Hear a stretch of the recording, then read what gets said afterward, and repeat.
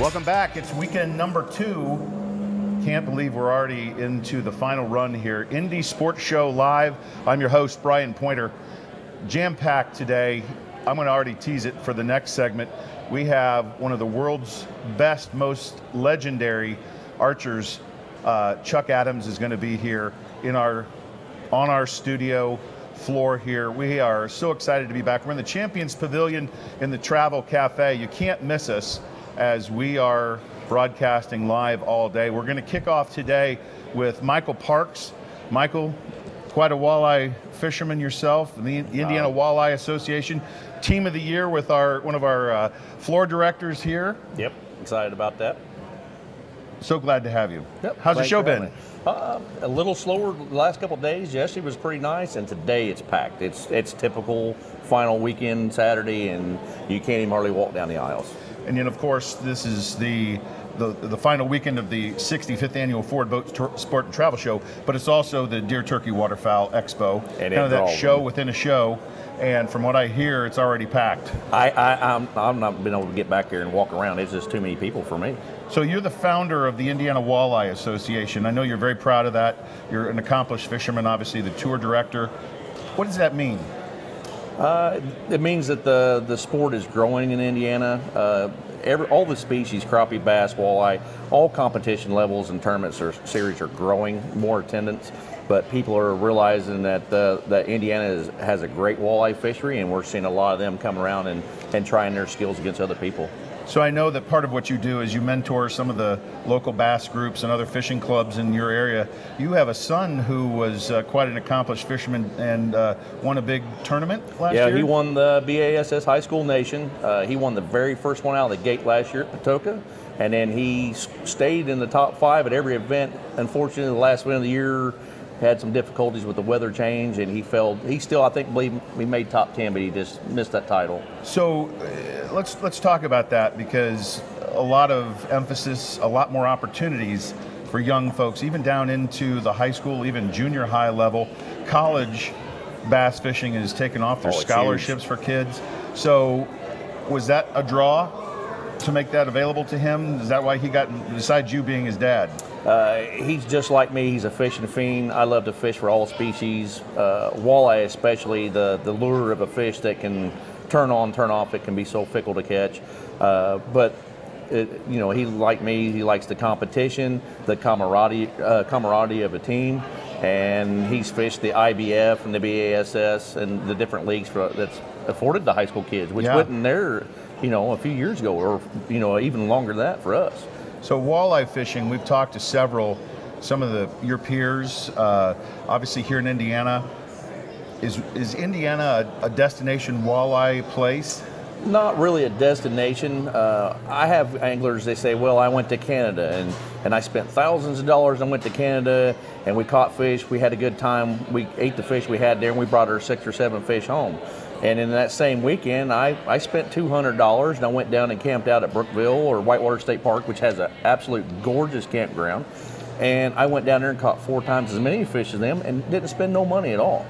The walleye is an interesting fish. It's not built to swim against the current for a long time. How do you, you're going to be up doing some seminars here in a little bit. What's your message? How are you going to make people a better walleye fisherman? A lot of people don't realize that fishing is simpler than what they think. They think they got to buy a mega boat with $120,000. They got to spend $50,000 on electronics, and they got to buy all this gear and planer boards. All that stuff helps. But here in Indiana, our fish are so structurally oriented. Our lakes are smaller. Our fish are in less of an area in a given body of waters. And a lot of times, just simple techniques, even bass techniques, work to catch our walleye. And people are trying, I seen this, they did this in Canada, or I seen this, they did this on a TV show in Minnesota. Just a simple jig and a crawl or a little crankbait, just casting on when the conditions are right. It's so simple, and they can just catch them by the truckloads. So you talk about structure. When you're fishing, you like to catch them in kind of the eddies and where there's calmer water or fat? I look for the most turbulent water I can find. Walleye they love current. Current triggers them, whether it's coming in or going out or a change in the current. And usually a lot of anglers are like, oh, it's so windy, let me get out of the wind, let me find a place that's a little more comfortable, easier to use. I predominantly do better fishing the wind-blown side of the lake where it's the roughest, and most of the time there's nobody there. I'm by myself, and it's blowing 20, and it got 2-foot waves, and it's choppy, and I'm having problems controlling the boat, but the fish are there. The wind's blowing the plankton in there, which is feeding the bait fish. The bait fish are in there, and the walleye are feeding on them bait fish. So in your spare time, you're a lure painter. Yeah, how'd you get started with that? I do a lot of, always been playing around with airbrushes and painting, always kind of doing the art thing and playing around. I started painting a few lures and doing trial and error to find out what worked for me. Then I had friends say, hey, can you do it for me? And next thing I know, I'm doing for 2 or 3 lure companies. I've got orders going as far out as Texas and New Mexico for the bass and for walleye. And it's growing. I can, I have a lot of people say, well, I have these old lures, they don't make them no more, but I like that color. And I go and strip their lures all the way down to the bearer and then put them back together exactly the way they want them. I've had the opportunity to see at Brookville how they take the fish, fertilize the eggs. It's quite a process, it's kind of a magical process. When they take the fish out, they fertilize them with a turkey feather. Yep. You just gently stir them. You don't want to agitate them too much. And our stocking program in the state compared to the Midwest, we do a good job? Yep. Our club, the Indiana Walleye Anglers, we work hand in hand with the biologist here, especially Corey DeBloom. He's hands-on with our club. They want to know the information, which helps them do a better job. The DNR and the game wardens, they work with us, and our members work with them. Having that open channel of communication helps better them, helps better us. But the state is doing a really great job. We're actually going to have a little bit of a meeting with some of them here at our annual meeting in another couple weeks, and they are saying there's a few changes coming, and they're all positive. It's going to benefit the walleye anglers in the state. So what are those changes? Do you know? I'm hearing that they're going to do a little bit more advanced fingerlings instead of dumping fry, which are pulled by the current longer and more apt to be taken by predators. They're going to do a little bit advanced, and this is the rumors I'm hearing. Glen Flint down in southern Indiana, now they're stocking with saw guys. Another fishery, another fish for us to chase after. Indiana Walleye Anglers is your Facebook, and I know you were proud of the club and the association. Why is it important for people to join those types of clubs? Well, even at the pros, if you come out here today and you see Tommy Scarless or Ed Stokowski or go back here to the Parkside Marine, you'll see Jeff Kester, who is a past champion in the Masters Walleye Circuit. These guys will all tell you, you don't just jump into professional fishing. They've all cut their teeth by coming up through the ranks through small associations. And it's like our club, we started out with just a handful of members. We grow. We had over 135 or 145 members last year. We're actually sending 9 teams to the national championship to compete against 200 of the best teams in the world for a $250,000 in prizes. Wow. But in every series, whether it's bass or crappie or bluegill or catfish, whatever little series or big series you want to fish, to become a pro, you got to come up through the ranks. And competition at the small level, even on the waters that helps you benefit you. Competition level, seeing what you can do, then you take it to the next level. Who is, we've had some great, as I said, a lot of your peers, some great walleye fishermen have been on this couch. Who would you most like to fish with? Keith Cabayas, he was here the other day. Awesome. Super nice guy. And I've actually never got to even compete against him.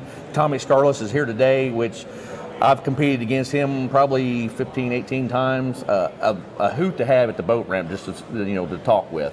They're all great anglers, and they're all willing to share, especially on the walleye side. Walleye guys will tell you everything because it changes every day. I can tell you the best techniques we learned today, and next season, them techniques a lot of guys are using, but we're off and on to the next thing, the great thing. And most walleye anglers will share that with you. So anything that you'd like for people to know about your club or tournaments or how to get involved or to contact you? They can check us out online. We're at the IndianaWalleyeAnglers.com. We also have a Facebook page. Joey Buttram, he does a really good job. He's our PR manager. You can contact him through the website. You can contact me through the Facebook page. You know, if you want to come out and try it, we hold 1 or 2 open events for people that don't want to join the club. They're not sure if they want the expense of the club. We'll have a couple open events this year. They can come, pay a low entry fee, come out and see how we run our tournaments, see if that's kind of what they want to do. And a lot of people get hooked, and then once they're in there, they want to do it. So I got to ask, our floor producer here was in your boat last year. You guys going to repeat this year? I don't know where I'm going yet. Did you kick him out? Nope, I didn't kick him out. I just don't know which way I'm going to go this year. But it was an honor to have him in my boat. I know a couple years ago we got his very first walleye. And then for his very first tournament season ever, we put a title, and he's got a big plaque on his wall. It says Angler of the Year. And was honored to have him as a camp mate back, you know, in a boat as a partner. And well, we hope to have you back. It's great to have the associations out here, the Indiana Walleye Association. Stop in and say hi to Michael Parks. Come out and fish some of the tournaments, and a great group of guys and gals who get together. Maybe our floor producer next year will be back in the boat to hold his title. Regardless, we're here all day long. We're just getting started. It is the 65th Annual Ford Boat Sport and Travel Show. I am your host, Brian Pointer of Indy Sports Show Live. You're not going to want to miss our next up and coming. Chuck Adams is going to be here on the couch.